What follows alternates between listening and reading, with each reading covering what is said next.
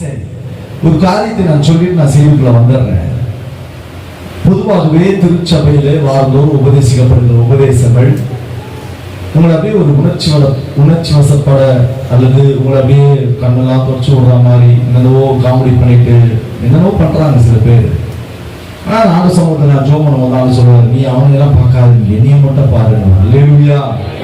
காரணம், என் ஜனங்களுக்கு நான் அதி சீக்கிரமாய் வரப்போகிறேன் என்கின்ற ஒரு எச்சரிப்பின் சத்தத்தோடு சீர்படுத்துகிற ஒரு வாழ்வை நீ அதிகமாய் பேச வேண்டும் என்றுதான் என்னை ஆவியிலே அபிஷேகித்து என்னை பயன்படுத்திக் கொண்டிருக்கிறார். எனவே நான் போகிற எல்லா சபைகளில் நான் எப்படி பார்ப்பேன்னா, அது ஒரு பெரிய எழுப்புதல் கூட்டம் மாதிரி பார்ப்பேன். எனக்கு சொல்றேன், பர்சனலா சொல்றேன், அது ஒரு எழுப்புதல் கூட்டம் மாதிரி பார்ப்பேன். சில இடத்துல ஆண்டவர் வந்துட்டு சில வார்த்தைகளை அந்த ஜனங்களுடைய மனநிலைமைக்கு ஏற்ற விதத்தில் வார்த்தையை முன்னதாகவே சொல்லி இப்படிலாம் இருப்பாங்க, அவங்களுக்கு பேசுவாங்க. ஆனால் இன்னைக்கு 2வது ஆராதனையில நான் என்ன வரை பேசணும் நான் ஜோம் பண்ணிட்டு போது நான் சொன்னாங்க, நான் ரொம்ப பர்டிகுலரா ஒரு விஷயத்தை நான் டச் பண்ண விரும்புறேன், நீ அவங்களுக்கு நினைப்பூட்டி விடு என்று சொன்னார். அல்லேலூயா. வாசிக்கலாம். கலாத்தியருக்கு எழுதின நிருபம், கலாத்தியர் 2ஆம் அதிகாரம் 20வது வசனத்தை ஒரு சத்தமாய் வாசிக்க கேட்போம். கிறிஸ்துவுடனே கூட சிலுவையில் அறையப்பட்டு ஆயினும் பிழைத்திருக்கிறேன். இனி நான் அல்ல, கிறிஸ்துவே எனக்குள் பிழைத்திருக்கிறார். நான் இப்பொழுது மாம்சத்தில் பிழைத்திருக்கிறதோ என்னில் அன்பு கூர்ந்து எனக்காக தம்மை தாமே ஒப்பு கொடுத்த இயேசு கிறிஸ்துவை பற்றும் விசுவாசத்தினாலே பிழைத்திருக்கிறேன். அல்லேலூயா. இதே செய்தி தான் நான் காலையில வேற விதமா பேசுறேன். அவருடைய வசனத்தை விசுவாசிக்கிறவர்கள் பிழைத்திருப்பார்கள் சொல்லி, ஆனால் 2ஆம் ஆராதனையிலே விசேஷித்த விதமாக ஒரு காரியத்தை பேச சொன்னார். அதையே நான் உங்கள் மத்தியில வைக்கிறேன். செய்திக்கு தலைப்பாக கிறிஸ்து எனக்குள் பிழைத்திருக்கிறார். பக்கத்துல சொல்லுங்க, கிறிஸ்து உங்களுக்குள் பிழைத்திருக்கிறார். அப்ப நான் இல்லையா இருக்கிறேன், நீங்க கிறிஸ்துவோடு கூட இருக்கிறீங்க. அல்லேலூயா. அல்லேலூயா. என் கூட கொஞ்சம் டிராவல் ஆகுங்க, 1 மணி நேரம் உங்களை ஆவியில அனலாக்க ஆண்டவருடைய வார்த்தை இடைப்படுவதாக. அல்லேலூயா. அப்போஸ்தலனாகிய பவுல் ஒரு குறிப்பிட்ட காரியத்தை நிருபங்களிலே எழுதி வரும்பொழுது, கலாத்திய சபைகளில் இருந்த பல பிரச்சனைகளை குறித்து அவர் பேசி வரும்பொழுது ஒரு குறிப்பிட்ட காரியத்தை பேசுகிறார். அதாவது யூதர்கள் கலாத்திய சபையிலே பேசின பெரிய பிரச்சனை என்னன்னா, நீங்க ரட்சிக்கப்பட்டீங்களா, அப்ப விருத்த சேதனம் பண்ணாதான் நீங்க கிறிஸ்தவங்க அப்படின்ற மாதிரி விருத்த சேதனத்தை மாம்சத்தை குறித்து அதிகமாய் திணிக்க ஆரம்பித்தார்கள். அதனால என்ன ஆச்சுன்னா, ரட்சிப்பை அவர்கள் அதிகமாய் ஒரு பயத்தோடு பார்க்க ஆரம்பிச்சிட்டாங்க. எல்லாரும் என்னை பாருங்க, படிக்கும் பொழுது படிச்சுட்டு மீது பேர் என்னை பாருங்க. அப்போ அங்க இருந்த ரட்சிக்கப்பட்ட புறஜாதி மக்களுக்கு ஒரு பயம், நான் விருத்த சேதனம் பண்ணலன்னா அப்போ நம்ம ரட்சிப்பு பூர்ணம் அடையலையா என்று சொல்லி ஒரு பயம் இருந்தது. இதையெல்லாம் பவுலின் காதுகளுக்கு வருகிறது. பவுல் ஒவ்வொரு பட்டணங்கள் இருக்கும்போது அந்த பட்டணங்கள்ல நியமிக்கப்பட்டிருக்கிற மேய்ப்பர்களுக்கு அல்லது தன்னுடைய உடல் ஊழியர்களுக்கு சபை மேய்ப்பர்களை குறித்து அவர் விசாரித்தறிந்து அந்த சபையினுடைய நிலைமையை கண்டறிந்து அவர் லெட்டர் எழுதி அனுப்புவார். அப்படி கலாத்திய சபையில் இருந்த பல பிரச்சனைகளை அவர் எழுதி இருக்கும் போது அவர் தெளிவாய் சொல்கிறார், மாம்சத்திலே வைராகியம் கொண்டு கிறிஸ்துவுக்காக நான் வாழ்கிறேன், விருத்த சேதனத்திலே தான் நாம் ரட்சிக்கப்பட்டிருக்கிறோம் என்று சொல்லுகிறவர்களே, தேவனுடைய ரட்சிப்பு என்பது மாம்சத்திலேயோ அல்லது நியாயப்பிரமாணத்திலோ இல்லை, அது இயேசு கிறிஸ்துவை பற்றும் விசுவாசத்தினாலே வருகிறது என்று சொல்லி. அல்லேலூயா. அல்லேலூயா. இரண்டாவது, இயேசு கிறிஸ்துவை ஏற்றுக்கொண்ட எந்த விசுவாசிகளும் தங்களை கிறிஸ்துவை போல சரீரத்தை தங்களுடைய எல்லா விதமான ஆசைகளை அறைந்தவர்களாய் சிலுவையில அறைந்தவர்களாய் மாற்றி கிறிஸ்துவனுக்குள் உயிர்ப்பித்து வாழ்கிற வாழ்வை தான் கிறிஸ்தவர்கள் காண்பிக்க வேண்டும் என்று பவுல் எழுதுகிறார். சபைகளிலே இன்றைக்கு அதிகமாய் பார்க்கப்படுகிற ஒரு முக்கியமான காரியம், எல்லாரும் ஒரு கிறிஸ்தவர்களாய் ஞாயிற்றுக்கிழமை வந்து தலையை காமிச்சிட்டு மற்ற எல்லா 6 நாட்களும், சொல்ல போனா இந்த 6 நாள் சேர்த்து 6 அரை நாட்களும் நம்முடைய விருப்பத்தின்படிதான் வாழ்கிறோம். எப்படி வாழ்றோம் தெரியுமா? தப்பா எடுத்துக்காதீங்க யாரும், ஆனா நீங்க தப்பா எடுத்துப்பீங்க. டிவிலையும் உங்க கையில இருக்கிற செல்போன்லயும் நீங்க பக்கத்து வீட்டுல இல்ல உங்க நண்பர்களோடு கூட நேரத்தை அதிகமாய் பேசிக்கொண்டு உங்களுடைய வீண் விரயங்களை அதிகமாய் இந்த உலகத்திலே செலவழித்துக் கொண்டிருக்கிற அனைத்து காரியங்களும் மாம்சமே. வேதம் தெளிவாய் சொல்லுகிறது, நான் கிறிஸ்துவுடனே கூட சிலுவையில் அறையப்பட்டு விட்டேன். எனக்குள் என்றைக்கு நான் சிலுவையிலே என்னுடைய மாம்சத்தை, என்னுடைய விருப்பங்களை நான் அறைந்தனோ, அன்றைக்கு இயேசுவாகிய தேவன் எனக்குள் பிழைக்க ஆரம்பித்து விட்டார். அப்போ என்ன சொல்றாருன்னா, இப்போ நான் இல்ல, இந்த குமார் சாலமோன் இல்ல, பாவத்துக்கு முன்னாடி பாவம் செய்கிற அந்த காலத்துல நான் குமார் சாலமோனா இருந்தேன். உங்க பேரை நீங்க போட்டுங்க. ஆனால் என்றைக்கு இயேசுவை என் சொந்த ரட்சகராக ஏற்று அவருடைய ரத்தத்தை நம்பி, இயேசுவின் நாமத்தை நம்பி நான் ஞானசானத்தை பெற்று பரிசுத்தாவியை பெற்றனோ, அன்றைக்கு என்னை முற்றிலுமாய் துறந்து என் இயேசுவினுடைய ஆலயமாய் என்னை மாற்றிக்கொண்டேன். கைகளை தட்டி அல்லேலூயா. இப்போ நான் தேவனுடைய நாமத்திற்கு மகிமையாக என்னுடைய எல்லா விதமான காரியத்தையும் நான் சிலுவையில் இருந்து, இனி நான் அல்ல கிறிஸ்தியருக்குள் வாழ்கிறார் என்று நான் பேசினாலும் அல்லது வாழ்ந்தாலும் கூட பல நேரத்தில் மாம்சம் வெளிப்படுது. மாம்சம் எப்படியா வெளிப்படுது? அப்படிலாம் ஒண்ணு இல்லையே. நல்ல கவனிங்க, இன்றைக்கு கிறிஸ்தவர்கள் 4 விதமான கேட்டகரியில் இருக்கிறாங்க. ஃபர்ஸ்ட் சண்டேல திருவிருந்து இருக்கிற அந்த சண்டே மட்டும்தான் அவங்க வருவாங்க. இது ஒரு கேட்டகரி. கிறிஸ்மஸ் அன்னைக்கு குடும்பமாய் செலிப்ரேஷன் பண்ணோம், வந்துட்டு வீட்டுல போய் பிரியாணிக்கு சாப்பிடணும். கிறிஸ்மஸ்க்கு மட்டும் வர சண்டே கிறிஸ்டின் இருக்கிறாங்க. வருஷத்தை துவங்க போகிறோம் என்று சொல்லி வருஷத்துக்கு ஒரு முறை தேவ சமூகத்துல வந்து அப்படி உட்கார்ந்து ஹாப்பி நியூ இயர் சொல்லிட்டு அப்படி போற கிறிஸ்தவங்களும் இருக்கிறாங்க. இருபது கிறிஸ்தவங்க ஆண்டவர் உண்மையாகவே ஒவ்வொரு நிமிடமும் தேடிக் கொண்டிருக்கிற கிறிஸ்தவங்களும் இருக்கிறாங்க. புரிஞ்சிச்சு? ஒரு சிலருக்கு உடைக்குது எங்கேயோ. ஐயா அப்படின்னா நான் சபைக்கு வரலாம் தப்புனா தப்பு தான். பக்கத்து பசங்க சபைக்கு வரலாம் தப்பு தான். தெளிவா போய் சொல்ற. என்ன சொல்ற தெரியுமா? சபையானது கூடி வருதலை சிலர் விட்டு விடுகிறார்கள். நாம் அப்படி இருக்க கூடாது. எதுக்கு ரசிக்கப்பட்ட? நீ ரசிக்கப்படாம ஜாலியா இருந்திருக்காம கரெக்டா ஞாயிற்றுக்கிழமை தான் வேலை வைக்கிறான். எங்களை எல்லாம் வளர்க்கும் போது என்ன சொல்லி கொடுத்தாங்கன்னா, ஞாயிற்றுக்கிழமையில வேலை வருதா கர்த்தருக்காக தியாகம் பண்ணி தூக்கி அடின்னு சொன்னாங்க. நீங்க செய்வீங்களா? நான் அப்பெல்லாம் ஊழியம் செய்யல. பக்கத்து மாசம்னா அவரு அப்பெல்லாம் ஊழியம் செய்யலையாம சொல்லுங்க. ஆமா, அவர் சொல்லுவார், இன்னைக்கு நான் வாங்கியிருக்கிற ஃபைனான்ஸுக்கும் லோனுக்கும் நான் தானே கட்டப்போறோம், அவர் அவங்க கட்ட போறேன், நாங்களாம் வரமாட்டோம். இயேசுதான் உங்களுக்கு எல்லாத்தையும் சந்திப்பார். ஆமே சொல்லுங்க. அப்ப என்னங்க வேதம் சொல்ல வருகிறது? என்னுடைய சுய விருப்பங்களையும் என்னுடைய சுய தேவைகளையும் நான் அதிகமாக முன்னிறுத்த ஆரம்பிக்கும் பொழுது மாம்சம் வெளிப்பட ஆரம்பிக்கிறது. நல்லா கவனிங்க. இன்றைக்கு கிறிஸ்தவர்கள் தான் எல்லா ஞாயிற்றுக்கிழமையிலும் வேலையில முன்னாடி நிக்கிறீங்க. இந்து மக்கள் கூட வீட்டுல லீவ் போட்டு இருக்கான், வீக் ஆஃப் எடுத்துட்டு வீட்டுல தான் இருக்கிறான். நான் பார்த்திருக்கிறேன், பல பேர் பார்த்திருக்கிறேன். சபையை மதிக்க மாட்டான், கடவுளே இல்லைன்னு சொல்லுவாங்க. அவனுக்கு தெரிந்த ஒரு அறிவு, இந்த நாள் ரெஸ்ட் நாள். என்னது? நம்மளுக்கு இந்த நாள் வந்தாலுமே ஒஸ்ட் நாள். ஐயா எங்க ஐயா வரலின்னா போன் அடிச்சு தொல்லை பண்ணில வந்து பார்த்துட்டு என்ன பண்றாரு கிடையாது. நீங்க எங்களுக்காக வராதீங்க. நீங்கள் கிறிஸ்துவுக்குள்ள பிழைத்திருக்கிறீர்கள். இயேசு உங்களுக்குள் பிழைத்திருக்கிறார். பக்கத்துல பசங்க இயேசப்பா உங்களுக்குள்ள பிழைச்சிருக்கிறார். அப்படி இருந்தீங்கன்னா நீங்க எப்படி இருப்பீங்க தெரியுமா?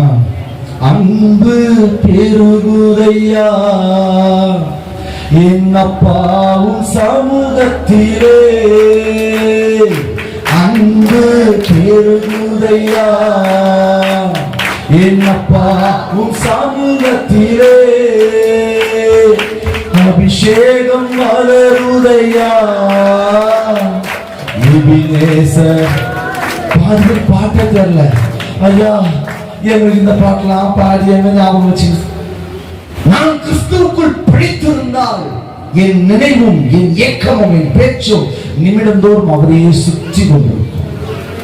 மனம் சுத்தி சுத்தி வருதே தானா இயேசு ராஜாவே, இயேசு ராஜாவே, இயேசு ராஜாவே. நம்ம சேனலுக்கு அப்படி இல்லை.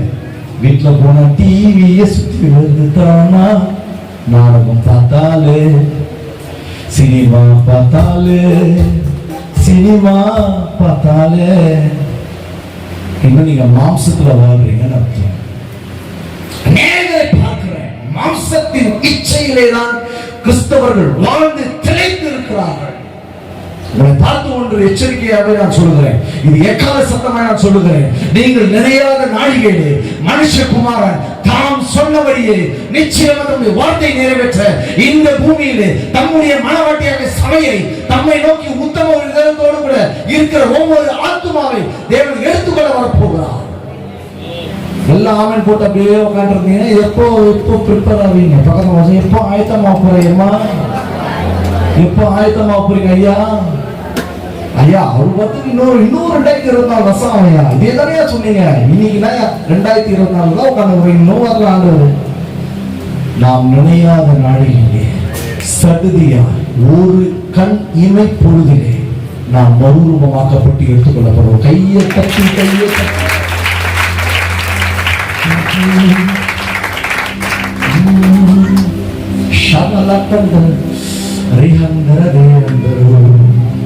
ஆவியானவர் பேசுகிறதை சபை கேட்க கடந்தது.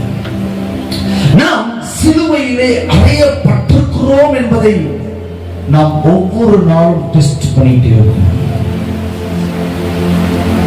நீங்கள் கூடுகிற நண்பர்களோடு கூட பேசும் பொழுது இந்த உலக பிரபஞ்சத்தினுடைய காரியங்களை குறித்து அதிகமா பேசுறதுன்னா ஒரு லிமிட்டுக்கு மேல பேசாதீங்க. பேச பேச பேச சொற்களின் மிகுதியினால் பாவம் இல்லாமல் போகாது. ஒருவரை பற்றி ஒருவர் அவதூறாய் பேசுவது அல்லது நமக்கு விரோதமாய் எழும்பியிருக்கிறவர்களுக்கு விரோதமாய் அநேக வார்த்தைகளை பேசி ஏதோ ஒரு தந்திர மாயமானங்களை எல்லாவற்றையும் உருவாக்கி அவர்கள் விரோதமாய் நிற்பது மாம்சத்திற்கு. பவுல் அழகா சொல்றாரு, வாசிங்க கலாத்தியர்ல நான் சொல்ற வசனம் வாசிங்க, சூப்பரா சொல்லியிருப்பாங்க. 5ஆம் அதிகாரம் 24 வாசிங்க சத்தங்க. கிறிஸ்துவை உடையவர்கள் நல்ல கவனிங்க. சபை விசுவாசி இன்னைக்கு யூடியூப்களிலே பேசப்படுகிற மோட்டிவேஷனல் ஸ்பீச் தயவு தூக்கி போடுங்க. எல்லாம் பாருங்க, தயவு செய்து யூடியூப் செய்திகளிலே அநேகர் இந்த இயேசுவினுடைய வருகை குறித்தும் அவருக்கு முன்பதாக வாழ வேண்டிய நீதியின் வாழ்க்கை குறித்தும் பரிசுத்தத்தை குறித்தும் தேவனுடைய சித்தத்தை குறித்தும் பேசாத எந்த செய்தி நீங்கள் கேட்டாலும் அது தெளிவாய் நான் சொல்லுகிறேன். நம்மை பயபக்தி உள்ளவர்களாய் நாம் கரை பிழை அற்ற பரிசுத்தம் உள்ளவர்களாய் தேவனுக்கு முன்பதாக நிலைநிறுத்த வேண்டும் என்று சொல்லிதான் வேதம் நமக்கு கற்றுக் கொடுக்கிறது. இன்றைக்கு அநேக சொற்பொழிவாளர்கள் வந்து விட்டார்கள் கிறிஸ்தவத்தில். சீரியஸா சொல்றேன், அநேக சொற்பொழிவாளர்கள். நாம் எதை செய்தாலும் ஆண்டவர் மன்னிப்பார், ஆசீர்வதிப்பார், தூக்குவார், இறக்குவார். நீங்க அப்படி இருப்பீங்க இப்படி இருப்பீங்க. நல்லா கவனிங்க, நான் மறுபடியும் தீர்க்கதரிசனம் சொல்லிட்டு போறேன். உன் மெய்ப்பரை தவிர்த்து வேறு எவர் பேசினாலும் அந்த ஆசீர்வாதம் பலிக்காது. ஏன்னா உங்களை பத்தி உங்க மெய்ப்பருக்கு மட்டும் தான் தெரியும், இன்க்ளூட் எனக்கு தெரியாது. புரியுதா நான் சொல்றது அர்த்தம்? எத்தனை பேருக்கு புரியுது? சத்தமா எத்தனை பேருக்கு புரியுது? காரணம், இன்றைக்கு இருக்கிற உபதேசங்கள் அநேகர் தங்களை மெச்சிக்கொள்ள தங்களுடைய வீடியோக்களை அநேகர் பார்க்க ஷார்ட் வீடியோ போடுறாங்க. இன்றைக்கு நீங்க எல்லாம் பார்த்துட்டு இருக்கிறீங்க. நான் ரொம்ப வருத்தமாக சொல்றேன், உங்கள் ஆவிக்குரிய தகப்பனாய் உங்களுக்கு நியமிக்கப்பட்ட ஒரு மெய்ப்பனை நீங்கள் தெரிந்திருக்கிறீர்கள் அல்லது சபையில சேர்க்கப்பட்டிருக்கிறீர்கள். அவர் வழியாய் தான் தேவனுடைய திட்டங்களும் தரிசனம் இறங்கி சபையை தாவரிக்கும். சும்மா அவங்க நல்லா பாட்டு பாடி நல்ல மோட்டிவேஷனல் பேசுறாங்கயா, அவர் ப்ராபசியா பேசுறாரியா, அந்த கூட்டத்துக்கு போனா அவங்க நல்லா இருக்குதியா, இந்த கூட்டத்துக்கு போனா நல்லா இருக்குதியா, அவங்க இங்க வராங்க, அவருக்கு இவ்வளவு ஃபேன் பாரு. எதுக்கு நமக்கு நான் உங்களுக்கு ஒரு வெளிப்படையா சொல்றேன், உங்க சபையில் நடத்தப்படுற கூட்டங்களை ஏதோ ஒரு பிளஸிங் இருக்கு, உங்களுக்கு தெரியாது. ஏதோ ஒரு மீட்டிங் வச்சு நேர்கிறாரு, இது மனுஷனுக்கு ஒரு வேலையே கிடையாதா, ஒரு மீட்டிங் பண்ணிட்டே இருப்பாரா, உங்களுக்கு தெரியாது. யாருக்கோ ஒருவருக்காக தான் அந்த ஒரு மீட்டிங், அது நீங்களாம் இருக்கலாம். புரிஞ்சவங்க ஆமென் சொல்லுவாங்க. ஆமென். அப்படி எப்படி இந்த காரியத்துல கிறிஸ்துவை உடையவர்கள் இன்றைக்கு மோட்டிவேஷன் ஸ்பீச் அப்படி இப்படி எல்லாரும் நீங்க கேட்கறதுனால உங்க உள்ளான மனுஷங்க ஒரு சின்ன தளர்வு. அதுதான் உங்கள் மாம்சத்தை கொஞ்சம் மெல்ல வெளியே தலையை காமிச்சு கொஞ்சம் கொஞ்சம் கொண்டு வந்து நாளைக்கு சபைக்கு விரோதமாக, ஊழியர்களுக்கு விரோதமாக, ஏன் உங்களுடைய விசுவாச வாழ்க்கைக்கு விரோதமாகவே அது வளர்ந்து இருக்கும். ஏன் நாங்க சபையினுடைய மேய்ப்பன் கீழே அடங்கியதுன்னு சொல்றோம் தெரியுமா? நான் மேய்ப்பன் கீழே அடங்கி வளர்ந்தேன். ஒட்டல நிறைய பேர் எங்கேயோ பரவாயில்ல போய் சிந்தனை கரெக்டா? நாங்கள் நல்ல ஒரு ஆவிக்குரிய மேய்ப்பன் இடத்துல கிட்டத்தட்ட 22 வருஷம் அடங்கி தாழ்மையோடு வளர்ந்து இன்னைக்கு ஊழியம் செய்யணும். எனக்கு தெரியும்.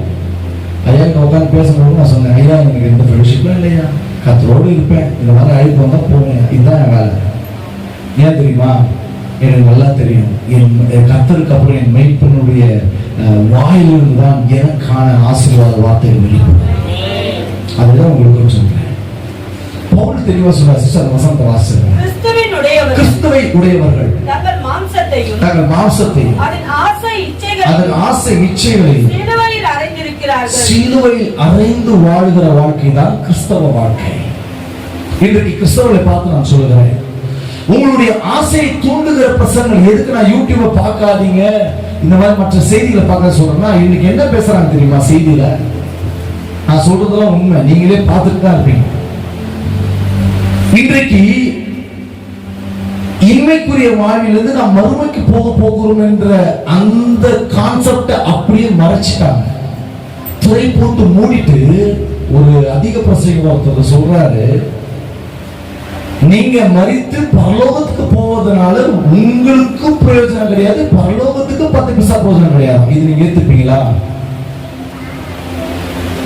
ஏத்துப்பீங்களா இல்லையா? எதுக்கே ரசிக்கப்பட்டோம்? அவரோடு எப்போது அரசாளுபடி அவரை அழகை பார்த்து ஆயிரங்களில் 10,000களில் சிறந்தவரை துதிப்பதற்காக நாம் ரட்சிக்கப்பட்டோம். நம்முடைய ஆத்மா நரகத்துக்கு போய்விடக் கூடாது என்பதற்காக தேவன் நம்மை ரட்சித்தார். இப்படிலாம் நம்ம சொல்லி நடத்திட்டு இன்னைக்கு ஒரு துணிகர கொள்ளை கூட்டங்கள் துருபதேசிகள் என்ன பேசுறாங்கன்னா, நீ என் பேரை சொல்லிட்டு கூட நீ பரலோகத்துக்கு போகலாம், நரகத்துக்கு உன்னை தள்ளிட்டானே என் பேரை சொல்லு, நான் வந்து பவுல் பேர் சொல்லுவேன், அவர் வந்து இன்னொரு பேர் சொல்லுவார், அவர் வந்து இன்னொரு பேர் சொல்லுவார், இன்னும் எத்தனை பேர் சொல்லுவாங்க தெரியல. மாம்சம் ஒன்று. இரண்டாவது, பொருளாசையை தூண்டுகிற பிரசங்கங்கள் உங்களை மாம்சைக்கு தூண்ட ஆரம்பிக்கிறது. அது உங்களுக்கு தெரியல. நான் யூடியூப்ல பார்க்கிறவங்க பேசிட்டு இருக்கேன். உங்களுடைய ஆவிக்குரிய ஆத்துமாவை தேவன் மீட்டெடுக்க விரும்புகிற ஆத்துமாவை இந்த உலகத்தினுடைய பொருளாசைக்கு விற்று போட ஆரம்பிக்கிறார் உபதேசிகள். கர்த்தர் கார் கொடுப்பாரு, கர்த்தர் வீடு கொடுப்பாரு. நம்ம ரட்சிக்கப்படாம இருந்தா எல்லாமே இந்த உலகத்தை கிடைச்சிருப்போம். ஆமாவா இல்லையா? ஆமாவா இல்லையா? உழைக்கிறவனுக்கு கிடைக்கும், சோம்பேறிக்கு கிடைக்குமா? கிடைக்காது. கர்த்தர்கிட்ட வந்தாதான் கிடைக்கும் சொல்றாங்கன்னா அவன் என்ன ஒரு மோசமான உபதேசம். ஒருத்தருக்கு ஒரு வீடு இருக்குது, அந்த பிரசனத்தை சொல்றாங்க, உங்களுக்கு ஒரு வீடு இருக்கிறதா? ஆண்டவர் இந்த தேசத்தின் எல்லை முழுவதும் இருக்கிற சகல எல்லைகளில் வீடுகளை மாணவர்கள் கொடுப்பாருன்னா எப்படி? தலையை ஒரு வீட்டில் வச்சுட்டு, காலை ஒரு வீட்டில் வச்சுட்டு, உடம்பு ஒரு வீட்டில் வச்சுட்டு படுத்துட்டு இருப்பீங்களா? ஜென்ரலா யோசிங்க. தெளிவா வேணும் சொல்லுது, போதும் என்கின்ற மனதும் கூடிய பக்தி பெரிய ஆதாயம். உண்ண உணவு, உடுத்த உடை, இருக்க இருப்பிடம் ஒண்ணு இருந்தா போதும். எதுக்கு நமக்கு அவ்வளவு ஆசை?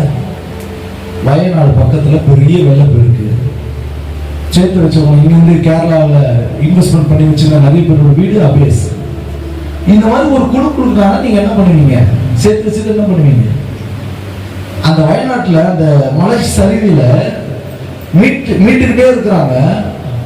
ஒரு அம்மா அழுவுது, நிமிஷம் வச்சு அழுவுது. நான் கேலி பண்ணல, புரிஞ்சுங்க. அம்மா அம்மா அம்மா அழுவுது. எதுக்கு அழுவுதுன்னா, கிட்டத்தட்ட 50 சவரம் சேர்த்து வச்சிருக்காங்க வீட்டுல. போயிடுச்சு, வீடு போயிடுச்சு, வாசல் போயிடுச்சுன்னு அழுவுது. 2-3 நாள் கழிச்சு ஒரு வீடியோ வருது. இந்த மீட்கும் பணியில இருக்கிறவங்க அப்படி இப்படி செதறி இருக்கிற இடத்துல அப்படியே வாடியை தூண்டி எடுக்கலாம் போனா தன்னதனமா வருது. பக்கத்தம்மா சொல்லுங்க, நல்ல வாங்கி சம்பாதிச்சுட்டேன். Dash dash dash. இதுதான் மனுஷன் வாழ்க்கை. பிராக்டிக்கலா சொல்லணும். ஆனால் நாம் சேகரிக்கிற ஒரே ஒரு சொத்து ஆத்துமாக்கள் மட்டுமே. கையை நல்லா கட்டுனாங்க. எதையுமே போக்குறது இல்லை, பரலோகத்துக்கு ஆத்துமாவை கொண்டு போகிறது. அல்லேலூயா, அல்லேலூயா. மாம்சத்தின் இச்சைகளை சிலுவையில் அறைந்தவர்களாய் நாம் வாழ வேண்டும்.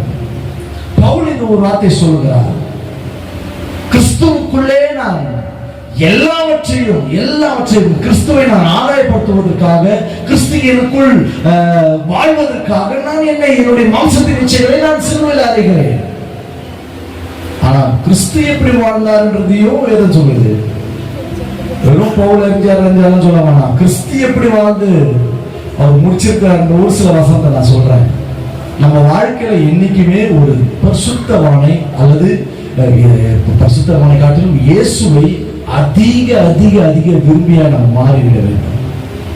இயேசு வாழ்ந்த வாழ்க்கை தான் நம்மளுடைய வாழ்க்கையில செய்து முடிக்க வேண்டிய விஷயங்கள். இன்னைக்கு நம்ம அதெல்லாம் விட்டுறோம். வாசிக்கலாம் ஒரு சில வசனத்தை. யோவான் 4ஆம் அதிகாரம் 34 எப்படி இயேசு கிறிஸ்து பிழைத்திருந்தார் என்று சொல்லி வேதம் சொல்கிறது. யோவான் 4:34. இயேசு அவர்களை நோக்கி, நான் என்னை அனுப்பினவருடைய சித்தத்தின்படியே செய்து அவருடைய கிரியையை முடிப்பதே, அவருடைய ஊழியத்தை நிறைவேற்றி முடிப்பதே என்னுடைய போஜனமாய் இருக்கிறது. நல்ல கவனிங்க, தெளிவாக சொல்றார். நான் ஒரு நோக்கத்துக்காக வந்தேன். அந்த வேலை என்னால் அல்ல, என் மூலமாய் பிதாவாகிய தேவனுக்கு கற்றுக் கொடுக்கிற ஒரு சித்தத்தை அறிந்து அவைகளை நிறைவேற்றுகிறது என்னுடைய உணவாய் மாறிற்று. அப்படி செய்ததுனால ஆண்டவர் எப்படிலாம் பிடித்திருந்து ஊழியம் செய்தார் என்று இன்னும் ஒரு சில வசனம் நான் வாசிக்கிறேன். வாசிங்களா? யோவான் 8ஆம் அதிகாரம் 28-29 ரெண்டுமே வாசிங்க. யோவான் 8:28. நல்லா இப்ப ஏசப்பா கொடுக்கிற ஸ்டேட்மெண்ட் இது.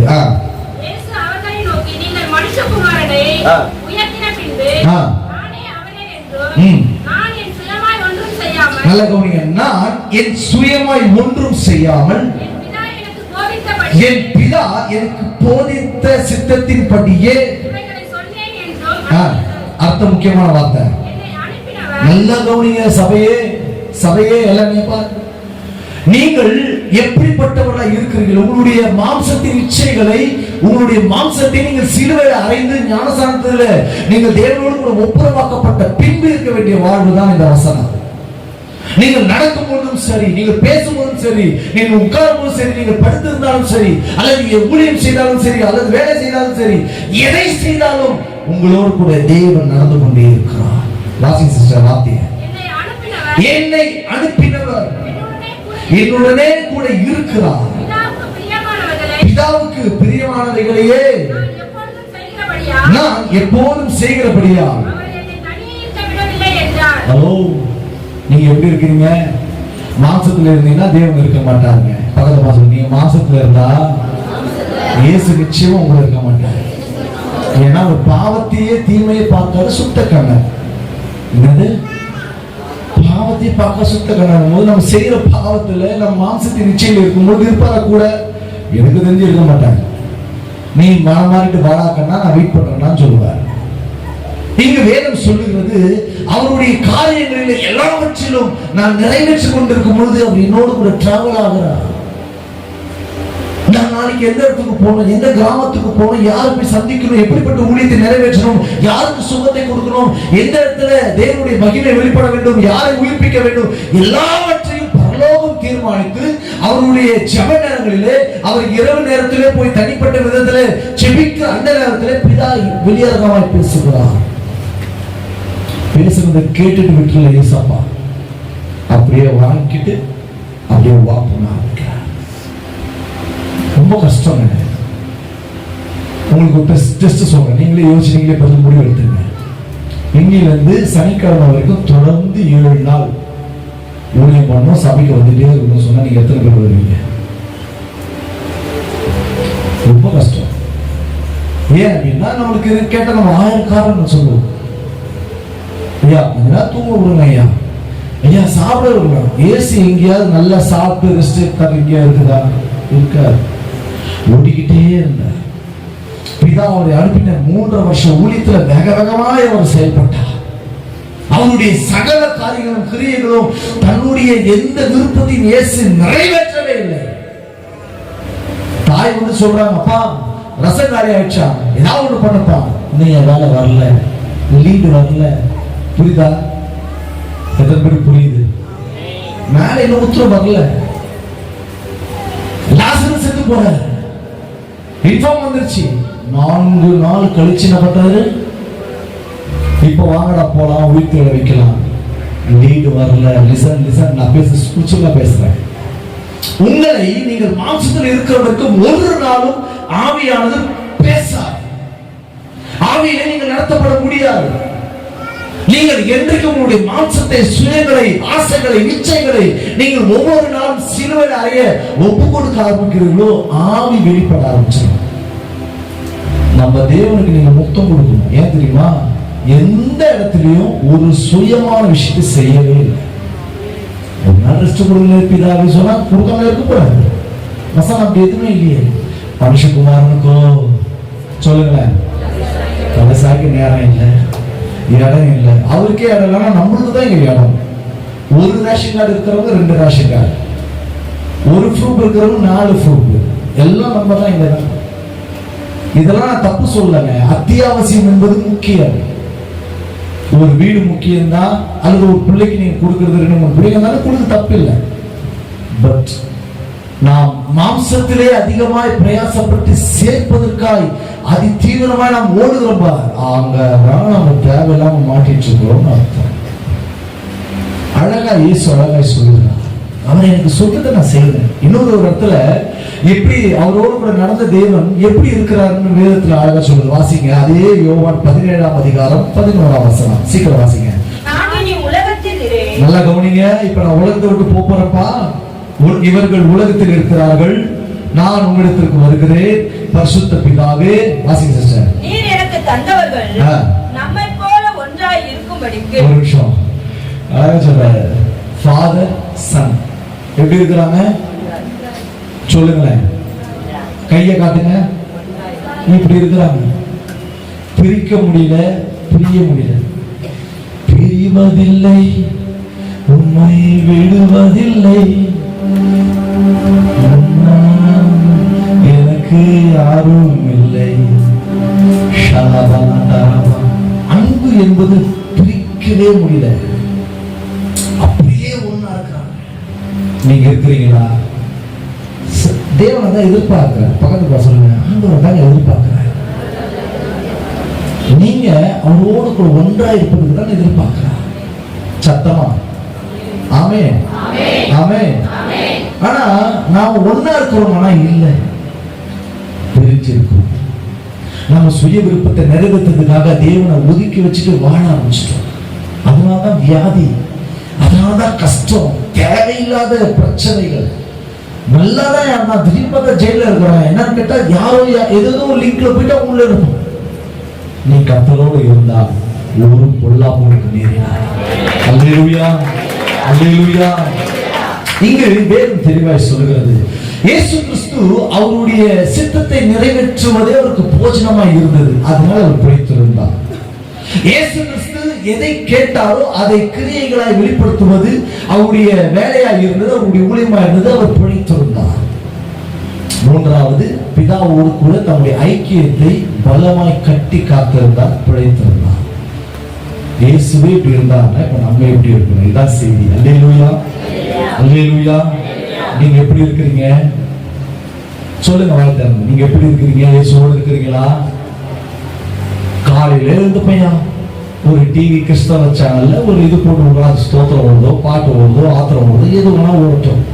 நாம எங்க வேலையை பார்த்து ஓடிட்டு இருக்கோம். இன்றைக்கு நாம் எழுந்திருக்கும் பொழுது எப்படி எழுந்திருக்கிறோம்? காலையில யாரும் வாட்ஸ்அப்ல இருந்து நினைச்சிருக்கிறா, என்னென்ன வேலை ப்ராஜெக்ட் இருக்குது, அடுத்து நம்ம எங்க போனோம், அடுத்து குழந்தைங்க இது பண்ணோம், உரமா எழுதுமா சொல்லுது. காலையில என்ன குழம்பு வைக்கணும்னா தெரியலையா? எழுந்திருக்கும் போதே இந்த குழம்பு பிரச்சனை தான் வீட்டுல ஒரு பெரிய தடாடியா மாறிடுது. ஒரு அம்மா சொன்னாங்க, நீங்க உங்களுக்கு தெரியுமா, நீங்க குழம்பு வச்சு பாருங்க, உங்களுக்கு தெரியும் அந்த கஷ்டம் தான். என்கிட்ட ஒரு நாள் நான் சொன்னேன், ஏமா எடுத்து செஞ்சுட்டு போங்க, பாவம் அவரு அவரையா போட்டு பாருங்க. இல்ல பண்றாரு, காலையில எழுந்திருக்கும் போதே ஒரு டென்ஷன். நைட்டு படுக்கும் போது ஜோம் பண்ணி படுங்க, காலையில என்ன குழம்பு உங்களுக்கு தரிசனம் வந்துடும். அல்லேலூயா, அல்லேலூயா. எல்லாம் பண்ற போறீங்க சொல்ற ஒரு பேச்சு. தேவனுடைய வார்த்தைக்கு நேராய் நம்மை திருப்ப ஆரம்பிக்கும் பொழுது, அல்லது தேவனையே நாம் நம்பி வாழ ஆரம்பிக்கும் பொழுது, அவருடைய பரிபூர்ண சித்தத்துக்குள்ளே நாம் ஒன்றாய் மாற்றப்படுவோம். ரெண்டு முக்கியமான காரியத்தை சொல்லி நான் வேகமா முடிச்சேன். நீங்கள் கிறிஸ்தவர்களாய் வாழ்ந்து மரிப்பது பிதாவின் சித்தமே கிடையாது. நீங்கள் திருச்சபையில் சேர்க்கப்பட்டவர்கள் என்கின்ற கதையே கர்த்தருக்கு கிடையாது. இதுக்கு மேல ஒரு அனுபவம் இருக்கு, ஆவிக்குரிய அனுபவம். அந்த ஆவிக்குரிய அனுபவம் தான் பரலோகத்திற்கு நாம் போக வேண்டிய அந்த கால திட்டத்திற்குள் நம்மை ஒரு மறுரூபத்தை உருவாக்கி வளர்த்து கொண்டே இருக்கும். ஒரு டிரான்ஸ்பர்மேஷன், ஒரு மறுரூபம், ஒரு மகிமை நம்மை சுத்திகரித்துக் கொண்டே இருக்கும். பரலோகம் எப்படி இருக்கும் என்பதை யோசித்துக் கொண்டிருக்கோம். பரலோகத்துக்குள்ள இருக்கிற தேவனை ஆராதிக்கிறது இங்க நம்ம பிராக்டிஸ் பண்ணிட்டு இருப்போம். பரலோகத்துல போனா தேவனுடைய வார்த்தைகளா இருக்கிற வசனங்கள் நம்மளுடைய இருதயத்தில் அதிகமா வெளிப்பட்டு கொண்டே இருக்கும். பேசுறா, உட்கார்ந்த, எதை செய்தாலும் வசனம், எதை பார்த்தாலும் கர்த்தர், எதை நினைத்தாலும் கர்த்தருடைய சமூகம், பிரசனம், இப்படியே நம்முடைய நினைவுகள் சூழ்ந்து இருக்கிறது தான் தேவனுடைய ஆவிக்குரிய அனுபவ வாழ்க்கை. இது ஏன் நம்மளுக்குள்ள வரல? ஆவியானவர் எல்லா சபைகளும் இன்றைக்கு துக்கப்படுத்தி கொண்டிருக்கிறார். சபை என்பது உங்களை தான் சொல்றேன். நாம் எந்த அளவுக்கு ஆவியிலே அதிகமாய் உள்ளே நுழைந்து ஆவியானவரை அனுபவிக்க ஆரம்பிக்கிறோமோ, நம்முடைய பாவத்தை கண்டித்து உணர்த்தி நீதியை குறித்து பேசி நம்ம அழகா வழிநடத்துவார். ஆமென் சொல்லுங்க. அழகா ஃபாதர் பண்ண கண்டித்து உணர்த்தி போதிக்கிறீர் ஆவியானவரே, எங்கள் ஆவியானவரே, போதிக்கின்றீர் சத்தியங்களை, நினைப்பூட்டுகின்றீர் வசனங்களை, அனைத்தையும் சொல்லி தருகின்ற ஆலோசகர் நீதானையா. புரியுதான் சொல்றது? எத்தனை பேருக்கு இந்த அனுபவம் இருக்குது? கையே கொஞ்சம் வைத்து காட்டுங்க பார்ப்போம். நீங்க ஒரு பொய் பேசும்போது உள்ள உதைக்குதுன்னா உள்ள வேலை செய்யுதுன்னு அர்த்தம், மருந்து. நீங்க ஏதோ ஒன்று பார்த்துட்டீங்கன்னா உள்ள உறுத்துதுன்னா வேலை செய்யுதுன்னு அர்த்தம். மற்றவர்களுக்கு விரோதமாய் புறம் பேசுகிறதோ அல்லது மற்றவர்களுக்கு விரோதமா நாம் எழும்ப ஆரம்பிக்கும் பொழுது உள்ள உதைப்பாரான, ஏய் நோ, மாம்சத்தை அடக்கு, இன்னும் நீ சாகல, இன்னும் உன்னுடைய சுயம் சாகல, உன் ஆசைகள் சாகல. ஒரே ஒரு விஷயத்தை சொல்லிட்டு முக்கியமான விஷயத்துக்கு வந்தாங்க. இன்றைக்கு இருக்கிற உலகம் பட்டு பயங்கரமான உச்சத்துல அறிவிலை ஞானத்துல வளர்ந்து ஓங்கி நிற்கிறது. எல்லாம் ஒரு முக்கியமான விஷயம் சொல்றேன். உலகம் ரொம்ப முக்கியமான ஒரு காலகட்டத்துல பீக்ல இருக்கு.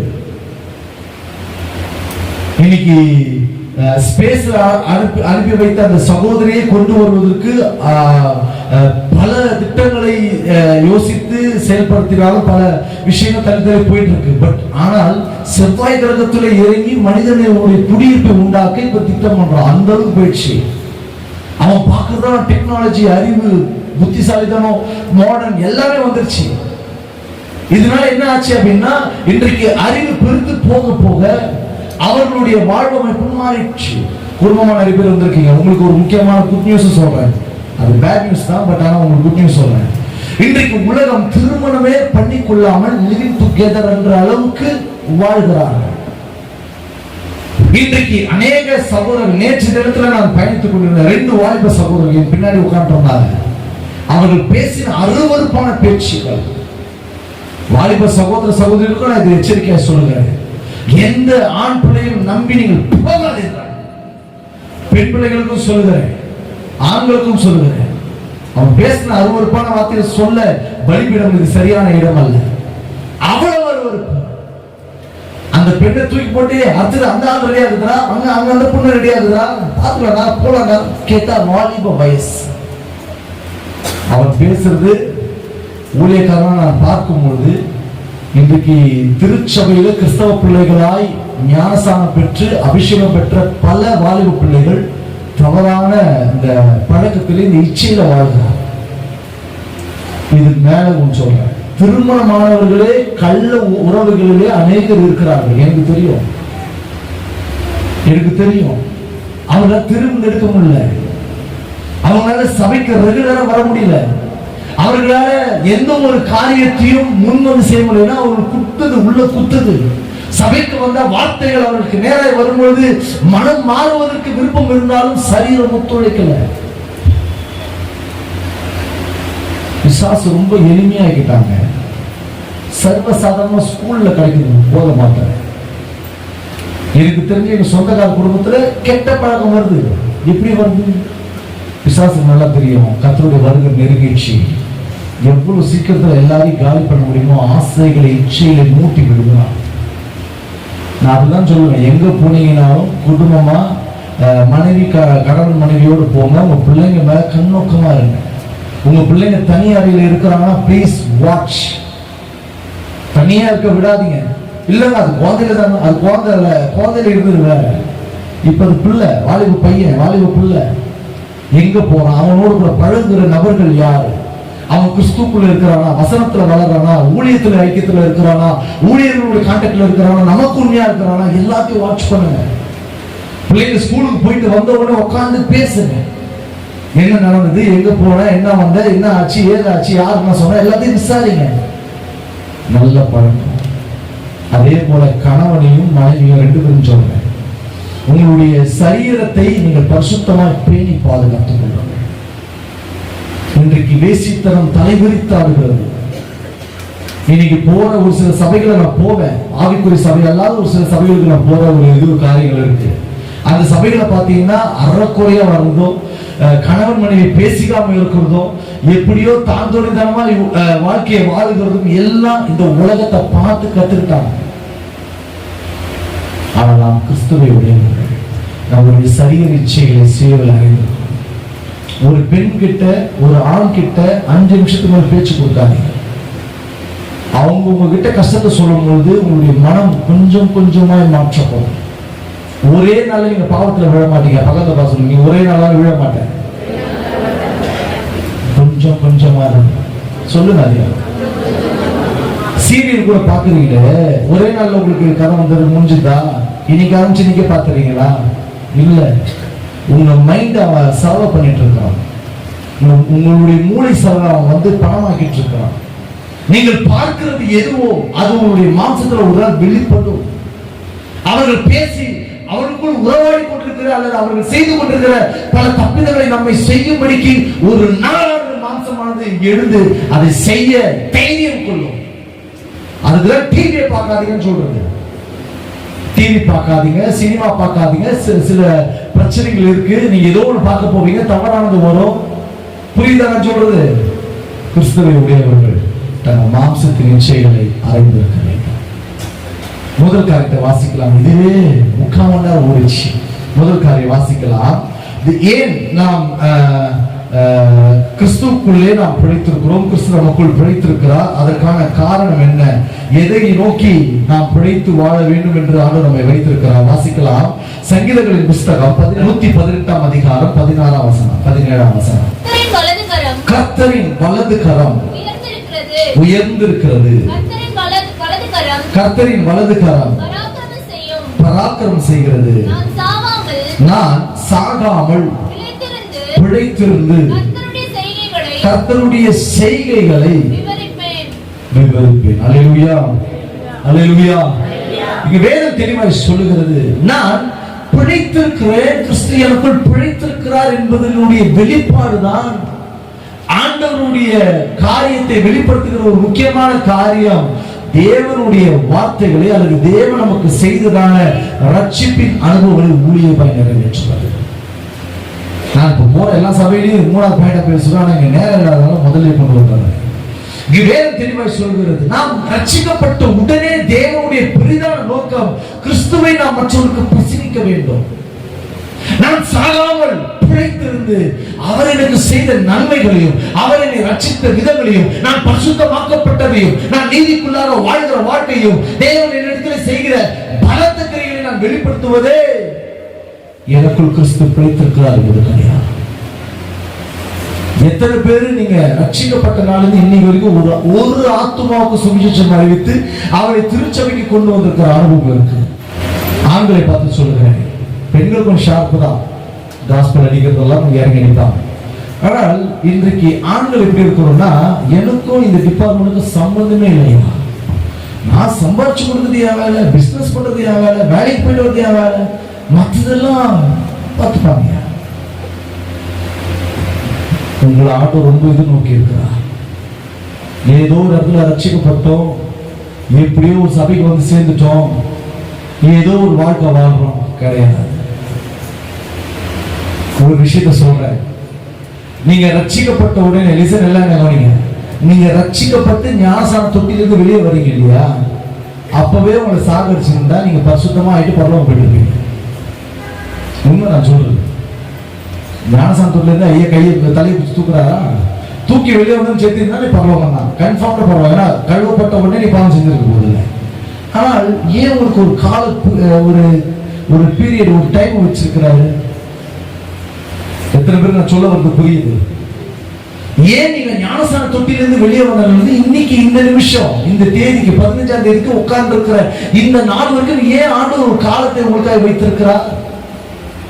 ஒரே ஒரு காரியம் தான், நீங்கள் மரிப்பதற்கு முன்னதாக 2 ஆத்மாவையார் பரலோகத்தை வந்து சேர்த்துணுன்றதுக்காக தான் உங்க உயிரோடு வச்சிருக்காரு. கையை தட்டு.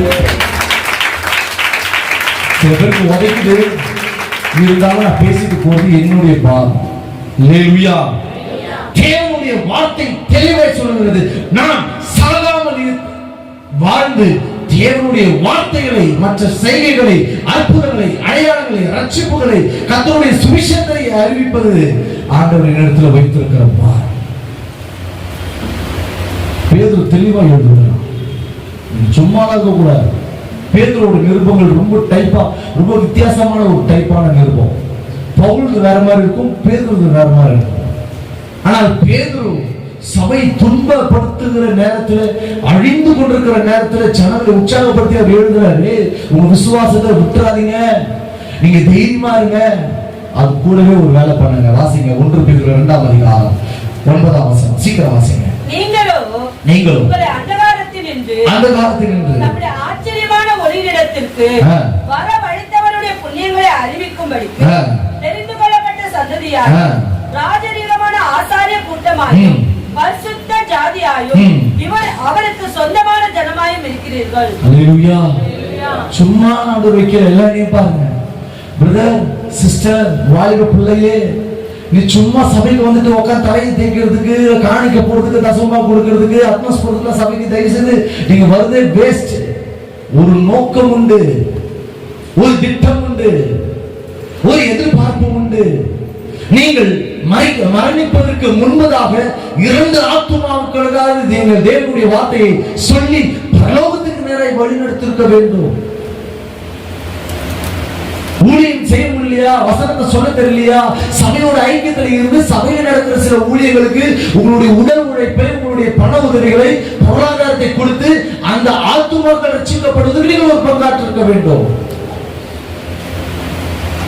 ஒண்ணு அப்படியே வராம இப்படியே வராம இருந்தீங்கன்னா நீங்கள் கிறிஸ்துவை உடையவர்கள் அல்ல, இன்னும் நீங்க மாம்சத்துல தான் இருக்கிறீங்கன்னு அர்த்தம். நான் கிறிஸ்துவை உடையவனானால், நான் என்னுடைய ஆசை இச்சைகளை நான் சிலுவையில் அறைந்து வாழ்கிறவன் என்று சொன்னால், நான் கிறிஸ்துவை, இயேசுவினுடைய ரட்சிப்பை, அவருடைய எல்லா விதமான நித்தியத்தை, மறுமையை, பரலோகத்தை குறித்து, அவருடைய வருகை குறித்து நான் பேசிக்கொண்டே இருப்பேன். அம்மாவுக்கும் பொண்ணுக்கும் போன்ல பேசுற கதை இருக்கு பாருங்க. அண்ணன் குடும்பத்தை கெடுக்கலாமா, அண்ணி குடும்பத்தை கெடுக்கலாமா, அக்கா தாச்சி குடும்பத்தை கெடுக்கலாமா, இப்படியே பேசிட்டு இருப்பீங்க. இவன் அங்க வந்தா, இவன் அங்க போனா, அவன் வீட்டுல அங்க போனோமா, அவன் இப்படி பண்றான், அந்த பங்கன் வந்து அவன் என்ன கண்டுல. பிரயோஜனமே இல்லாத வார்த்தையை பேசி எதுக்கு உங்க நேரத்தை, உங்களுடைய ஸ்பிரிட்டை வந்து நீங்க குறைக்கிறீங்க? பக்தி விருத்திக்கு ஏதுவான நல்ல வார்த்தையை அல்லாமல் வேற எந்த வார்த்தை பேசினாலும் அது கெட்ட வார்த்தை. என் மனைவி கிட்ட ஆரம்பத்தில் நான் சொல்லுவேன், கல்யாணம் ஆரம்பிச்சு ரொம்ப நாள் பேசிட்டு இருக்காங்க, ஊழியம் பெருசு, தரிசனம் பெருசு, ஆண்டவரை பத்தி மட்டுமே பேசு. ஆரம்பத்தில் அவங்க ரொம்ப முரணு வச்சாங்க. அவங்க வீட்டுக்காரர் என்ன பிரிக்கிறாரு, சேர்க்க விட மாட்டாரு. ஆமா பிரிக்கிறதா என்ன பண்ண சொல்றீங்கன்னு கேட்டேன். இவ்வளவு தைரியமான பொறுப்புல இல்ல நான். ஆமா நான் பிரிக்கிறேன் தான். என்ன போஜனம் இருக்குதுன்னு ஒரு கும்பலே கூடிக்கும், இதே சபை கூட்டம் கூடிக்கும், பேசுவோம். ஒருத்தர் டீ பாய் ஒருத்தர் இருப்பான், அவன் வேலையை டீ வாங்கி கொடுத்துருக்கு. இதுக்கு இவங்க டயர்ட் ஆகாம இருக்கிறதுக்கு இவர் டீ வாங்கி கொடுத்துருக்காங்க. நான் சொன்னேன் சபை முடிச்சுட்டு சொல்றேன், சபை முடிச்சுட்டு இதெல்லாம் நடக்கும், வீட்டு வாசல், சர்ச்சு வாசல் நடக்கும். திட்டுவேன், சபையை முடிச்சீங்க, ஆசீர்வாதம் வாங்கி வீட்டுக்கு போய் சேரு. என்ன நீ இவ்வளவு நேரம் பேசுற? ஹாய் ஹலோ அவர் பேசிட்டு என்ன வாங்கிக்கணும் அதை கேட்டு போங்க. அதை விட்டியே இவ்வளவு நேரம் பேசுறீங்க. இன்றைக்கு வரைக்கும் அவருடைய வாழ்க்கையில ஒரு மாற்றமும் கிடையாது. இன்னைக்கு வரைக்கும் அவருடைய ஆவிக்குரிய வாழ்க்கையில முன்னேற்றங்கள் கிடையாது. ஆவிக்குரிய வரங்கள் இல்ல, ஆவிக்குரிய கனிகள் இல்ல, ஆவிக்குரிய வளர்ச்சி இல்ல, ஆவிக்குரிய அபிஷேகம் இல்ல, தரிசனங்கள் இல்ல, தேவனுடைய வெளிப்பாடு இல்ல, ஆண்டவரோடு கூட நடக்கிற உறவு இல்ல, எதுவுமே இல்லை. இன்னும் மாம்சம் மற்றவர்களை குறித்து பேசுவதோ, மற்றவர்களை ஒரே உயரமாய் பேசி உயர்த்தி பேசுவதோ, அவர்களுக்கு எல்லாவற்றையும் செய்வதோ, இப்படியேதான் வாழ்வாங்க. நீங்க அப்படி இருக்காதுங்க. இயேசுவோடு சேர்ந்துருங்க. உங்க நினைவெல்லாம், உங்க பேச்செல்லாம், உங்க ஏக்கமெல்லாம் இயேசுவா மாறட்டும். இயேசுவை பத்தி ஒருத்தர் சொல்லுங்க. ஏங்க நான் சும்மா ஒரு ஹாஸ்பிட்டல் விசிட்டிங் போனேங்க. மூக்கு டியூப் போட்டுட்டு தலையில ஆபரேஷன் மட்டும் நடக்கிறான். அவனுக்கு இயேசு தெரியல, இயேசு சுகம் தருவார் தெரியல, நடக்கிறான். அவன் பார்த்து என் உள்ளம் கொதிக்குது. ஆண்டவரே, உங்களுக்கெல்லாம் நாங்க சுவிசேஷம் அறிவிக்காம இருக்கிறோமே, இன்னும் அறியாம இருக்கிறாங்களாப்பா. சுகமளிக்கிற தெய்வம் நீதான் ஆண்டவரே, உங்களுடைய தழும்புகளால் குணமாகும் என்று வேதம் சொல்லுகிறது. இதை குறித்து நான் சொல்வதற்கு கூட எனக்கு வாய்ப்பு இல்லையே. நான் போங்க யோசிச்சேன். அந்த பேஷண்ட்டுடைய நண்பன் ஒருத்தர் இருப்பாங்க, அவன் கிறிஸ்தவனாக சொல்லியிருப்பானா? எத்தனை பேருக்கு நான் சொல்றது இடிக்குது. உங்க நண்பர்கள் சில நேரத்தில் சொல்லுவாங்க, மச்சான் அடிபட்டுச்சுடா, அம்மா அடிபட்டுச்சுமா. அப்போ ஒண்ணு யோசிங்க, அவன் நம்ம சுவிசேஷம் சொல்லல. உங்க உள்ளத்தை ஆராய்ஞ்சு பாருங்க. நம்ம எவ்வளவு தவறு செஞ்சுட்டு இருக்கோம். நம்ம மாம்சத்தை இன்னும் சிலுவையில் அறியாம இன்னமும் என் குடும்பம், என் வீட்டுக்காரி, என் மனைவி, என் பிள்ளைங்க, என் அம்மா, என் அப்பா, என் அண்ணன், என் அக்கா, என் தங்கச்சி, இவர்கள் இவர்கள் இவர்கள் இவர்கள் வாழ்த்துக்குறா சபை. நீங்க உண்மையிலேயே வருகைக்கு ஆயத்தப்படலன்னு அர்த்தம். வருகை எப்படி இருக்கும் தெரியுமா? எப்படிப்பட்ட விஷயம் ஆண்டவர் எழுதி வச்சிருக்கிறா தெரியுமா? படிக்கும்போது கண்ண தண்ணி கொட்டும். நம்மளோடு கூட பழகுகிறவர்கள் திடீரென்று ஒரு நாள் மதித்துக்கிறான் என்று சொன்னா முதல்ல யோசிக்கிறாங்க, ஐயோ சுவிசேஷம் அறிவித்தோமோ. அந்த உணர்ச்சி குச்சி வரணும், வந்தாதான் வேலை செய்து மருந்துன்னு அர்த்தம். நீங்க வேலை செய்யற இடத்துல கர்த்தரை குறித்து அதிகமாய் பேசுங்க, அதிகமாய் பேசுங்க. ஆண்டவர் உங்க வாழ்க்கை செஞ்சு நீங்க அழகா மெல்லிய இருந்தது சொன்ன, ஐயா அவர் கேட்க மாட்டாரு, ஜோம் பண்ணிட்டு போய் பேசு. சரியான சூழ்நிலையை பாரு. அவன் என்ன பேச வரான், அவங்க என்ன பேச வராங்க, அந்த சூழ்நிலைக்கு ஏற்ற விதத்துல ஆண்டவர் அந்த வார்த்தையை உங்க நாவில வைப்பா. பேசுகிறது நீங்கள் அல்ல, உங்களிலிருந்து பரிசுத்த ஆவியானவரே பேசுகிறார். அழகா நடத்துவாங்க. அவரா மாதிரி ஒரு டீச்சர், அவரா மாதிரி ஒரு இன்டெலிஜென்ட் யாருமே கிடையாது. ஒரு ஆத்மாவும் இழந்து விடக்கூடாது என்பதற்காக தான் ஆண்டவர் உங்களை சாகாமல் வைத்திருக்கிறார். இல்லைன்னா நீங்க ஞானசனம் எடுத்து தொட்டிலிருந்து வெளியே வரும்போது ஒரே போட்டு போறதுக்கு ஆண்டவருக்கு எவ்வளவு நேரம் ஆகும்? பக்கத்து மாசம் ஒரே போட்டு போட்டு என்ன பண்ணிருப்பேன்? மேல போயிட்டு இந்த இயேசு ராஜாவை நான் பார்த்தால் போதும். அதல்ல, இந்த ஆத்துமாரோட முடித்தெல்லாம் பட்டு மேல போய் நிப்பீங்க பாருங்க. அப்ப சொல்லுவேன், மகிமையில் அவளோடு நான் வாழ்ந்தால் போதும். அந்த வாழ்க்கையை தான் ஆண்டவர்கிட்ட எதிர்பார்க்கிறார். அல்லேலூயா. அழகா நீங்க வசனத்தை சொல்லுங்க. நீங்க பெற்ற ஒரு டிவி வாங்கினீங்கன்னா சொல்லுங்க, நான் ஒரு காலத்துல பிச்சைக்காரனா இருந்தேங்க, ஆண்டவருக்கு ஒரு நல்ல டிவி கொடுத்தாரு, ஒரு பிரிட்ஜ் கொடுத்தாரு, ஒரு பைக் கொடுத்தாரு, ஒரு கார் கொடுத்தாரு, ஒரு வீடு கொடுத்தாரு. என் பிள்ளைகளை கார்பரேஷன் ஸ்கூல்ல படிக்க வச்சிருந்தாங்க. அது குறை கிடையாது, தப்பா எடுத்துக்காதீங்க. இப்போ ஆண்டவர் ஒரு ஸ்டாண்டர்ட் மாத்தி நல்ல ஒரு பேர் சொல்ற அளவுக்கு ஒரு ஸ்கூல்ல சேர்த்திருக்கிறாரு. சொல்லுங்க. என் பிள்ளைக்கு நான் சொல்லி கொடுத்துட்டே இருப்பேன், எது வாங்கி கொடுத்தாலும். அவன் போற இன்னொரு கூட சொல்லுவேன், ஆளுக்கு ஜோமான்னு ஆளுக்கு கொடுப்பான். அவன் எல்லாமே கேட்பான், அதை வாங்கி கொடுத்தாலும் சொல்லுவேன், இது ஆண்டவர் கொடுத்தான்னு சொல்லுவேன். புரியுதா நான் சொல்றது? சுவிசேஷம் முதல்ல உங்க வீட்டுல உங்க குழந்தைங்களை வந்து முதல்ல ஆரம்பிங்க. குழந்தைய உட்கார வச்சுட்டு கணவன் மனைவி இப்போ வசனம் வாசிங்க, சங்கீத புஸ்தகம் மாறி மாறி வாசிங்க, பிள்ளைய வாசிக்க வைங்க. வசனங்கள் விதையாய் விழும். அது ஒரு நாள் 30, 60, 100 வெளியே உழைத்து வெளியே வரும். அல்லேலூயா. நீங்க முதல்ல குடும்பத்திலிருந்து அந்த ஊழியத்தை நிறைவேற்ற ஆரம்பிக்கும் பொழுது ஆண்டவர் உங்களை குறித்ததான திட்டங்களை நிறைவேற்றுவார். ஆனா நம்ம மாம்ச இச்சைகளை சிலுவையில் அறிஞ்சிருக்கோம். எனக்குள்ள கிறிஸ்து வாழ்கிறார் என்பதை பரிசோதிக்கணும். பக்கத்து சொல்லணும், ஸ்கேன் பண்ணிக்கோ. பாவம் செய்யும் போது இடிக்கலன்னா நீ ஃப்ரீயா இருக்கிறன்னு அர்த்தம். பாவம் செய்யும் போது உன்னை இடிச்சதுன்னா நீ கணக்குல இருக்கிறன்னு அர்த்தம். ஆண்டவரோடு நடக்கிறீங்கன்னு அர்த்தம். இன்னைக்கு பாவத்தை குறிச்சு நிறைய சபைகளை பேசுறது இல்லை, இன்க்ளூட் எங்களை மாதிரி இருந்து வெளியே வருகிற ஊழியக்காரங்க கூட பேசுறது இல்லை. ஏன்னா அப்படி பேசினா ஐயாவே கூட மாட்டார். அதனால ஜனங்களுக்கு ஏற்ற விதத்துல அப்படியே ஒரு ஆடல் தான், பாடல் தான், சாட்சி தான், அப்படியே அப்படியே இருந்துட்டு போயிடுறதுனால ஊழியக்காரர்களே காம்ப்ரமைஸ் பண்றாங்க. உங்களை திருப்திப்படுத்திட்டு அவங்க என்ன பண்றாங்க, நல்ல பேர் வாங்கிட்டு போறாங்க. வந்தாரியா செம்மையா பேசினாரு, அப்படியே என்னையா பேசினாங்கன்னா இது மாதிரி வசனம் பேசினாரியா. நான் அப்படியே தெரிஞ்சுப்பேன், பாத்தீங்களா ஆண்டவர் வர போறாரு. வருகையை பத்தி அவன் பேசுறது இல்லை, ஆண்டவருடைய பார்வைக்கு முன்னாடி வாழ வேண்டிய வாழ்க்கை குறிச்சு யாரும் பேசுறது இல்லை. இப்படியே போயிட்டு இருந்தா திடீர்னு ஒரு நாள் மனுஷகுமார் வரும்போது என்ன இல்லாம இருந்தாங்கன்னா என்ன ஆயிடும், ஆலை காலியாச்சு. உங்களை ஆண்டவர் விசேஷ விதமாக அழைத்த நோக்கம் நீங்கள் சாகாமல் பிடித்திருந்து அவருடைய வசனத்தை அறிவிக்கணும். இரண்டாவது ஒரு காரியத்தை, ஒரே ஒரு விஷயத்தை நான் சொல்லிட்டு உடனே முடிச்சிடுறேன் 5 நிமிஷத்துல. வாசியங்கள் சங்கீதம் 119ஆம் அதிகாரத்துல 144ஆம் வசனத்தை வாசிக்கலாம். 119ஆம் அதிகாரம் 144. உம்முடைய சாட்சிகளின் நீதி என்றைக்கும் நிற்கும், என்னை உணர்வுள்ளவன் ஆக்கும், அப்பொழுது நான் பிழைத்திருப்பேன். அல்லேலூயா, அல்லேலூயா, அல்லேலூயா. பேட்டரி எல்லாம் டவுன் ஆயிடுச்சா? அதான் சொல்றேன், இன்னைக்கு ஸ்பெஷல் மீட்டிங். நீங்க எல்லாம் எப்படியாவது ஒரு புரிதலோடு வெளியே போகணும். சபைக்கு எப்படியோ வந்துட்டீங்க, எப்படியோ போயிட்டு இருக்கீங்க, அப்படி இல்லை, ஒரு நோக்கத்தோடு இருக்கிறீங்க. சபை வலதுபுறம் இடதுபுறம் இடம் கொண்டு பெருகுவதற்காக, அநேக ஜனங்களை கொண்டு வருவதற்காக ஆண்டவர் உங்களை உருவாக்கி கொண்டிருக்கிறார். அதை நீங்க புரிஞ்சுட்டீங்கன்னா சாத்தானை எளிதாய் வீழ்த்தி அவனுடைய கைகளில் இருக்கிற ஆத்துமாக்களை நாம் கொள்ளையாடி கொண்டு பரலோகத்துக்கு ஏறி செல்லலாம். அல்லேலூயா. இரண்டாவது ஒரு காரியம், தேவனுடைய வசனத்தை நாம் தியானித்து அல்லது வசனத்தின்படி வாழ உணர்வுள்ளவர்களாக நம்மை மாற்றிக்கொள்ள வேண்டும்.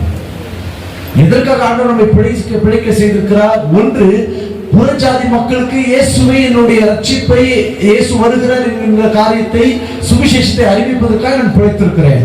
இரண்டாவது, நான் தவறு செய்யாதபடிக்கு வாழ, நான் எப்பொழுது பிழைத்திருந்து வாழ இந்த வசனத்தை நான் தியானம் செய்ய வாழ்ந்தேன். கிறிஸ்தவருடைய வாழ்க்கையில் இன்னைக்கு வேதத்தை படிக்கிற அனுபவம் குறைஞ்சிச்சு. எல்லாம் டிஜிட்டல் மயமா மாறுறதுனால இன்னைக்கு இருக்கிற விசுவாசிகள் எல்லாரும் கையில செல்போன் எடுத்துட்டு சர்ச்சுக்கு வந்துடுறாங்க. பிரிண்டர் பைபிள் அநேகருடைய வீடுகள்ல குறைஞ்சிருச்சு. அநேகருடைய வீட்டுல இன்னமும் கல்யாணத்துக்கு கொடுத்த பழைய பைபிளை தான் வச்சுட்டு ஓட்டிட்டு இருக்கிறாங்க. யாரும் புது பைபிள் வாங்குறது இல்லை. அப்படியே வாங்கினாலும் அதை பிரித்து படிப்பதற்கு நேரம் என்ன? காலையில எழுந்த உடனே நம்மை குறித்து நாம் தேவனுடைய பிரசனத்துல இருக்கிறோமா என்பதை அறிந்து கொள்ள நாம் வேதத்தை படிக்க வேண்டும். வேதத்தை படிக்கிற அந்த அனுபவம் தான் ஒவ்வொரு நாளும் கிறிஸ்துவுக்குள்ளே நாம் ஆக்டிவேட்டா இருக்க, தேவனுடைய பிரசனத்திலே நாம் ஓடிக்கொண்டு இருக்க, நாம் உயிரோடு கூட ஜீவிப்பதற்கு இந்த வசனம் தான் நமக்கு உதவி செய்கிறது. சில நேரத்தில் நாம் தவறு செய்யும் பொழுது வசனத்தை கொண்டுதான் ஆண்டவர் உணர்த்துவார். வசனம் திடீரென்று இடைப்படும். சொப்பனத்தில் திடீரென்று கர்த்தருடைய வசனம் அப்படியே ஒரு லேபிள் போல வரும், லெட்டர்ஸ் ஆகி வரும். இந்த வசனம் எதுக்கு ஆண்டவர் சொல்றாருன்னு பார்த்தா, நாம் செய்ய போகிற சில காரியத்திற்கான ஒரு அடையாளமான கர்த்தருடைய வசனமானது நம்மளுடைய கண்ணுக்கு முன்பதாக வரும். விசுவாசிங்க பைபிளை படிக்க காரியத்துல அநேகர் தவறி இருக்கிறார்கள். பெற்றோருக்கு சொல்லுகிறேன், உங்க பிள்ளைகளை எவ்வளவு பணம் கட்டி ஃபீஸ் கட்டி உங்க பிள்ளைகளை பெரிய பெரிய கான்வென்ட்ல படிக்க வைக்கிறீங்க.